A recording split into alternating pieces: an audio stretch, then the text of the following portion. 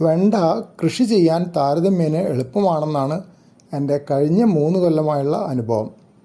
ചെറിയ തോതിലുള്ള വീട്ടാവശ്യത്തിനുള്ള കൃഷിയാണ് ഞാൻ ഉദ്ദേശിക്കുന്നത്. വൻതോതിൽ വിൽപ്പനയ്ക്കായുള്ളതല്ല.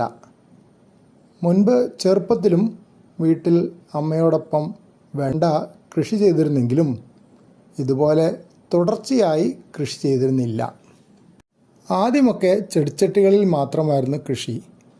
പിന്നീട് മുറ്റത്തുള്ള കോൺക്രീറ്റ് ടൈലുകൾ അല്പം മാറ്റി അവിടെയും നടാൻ തുടങ്ങി. കോവിഡ് പ്രശ്നങ്ങൾ കുറഞ്ഞപ്പോൾ മറ്റ് 2 ചെറിയ കൃഷിയിടങ്ങളിലും കൂടി കൃഷി ചെയ്യാൻ തുടങ്ങി.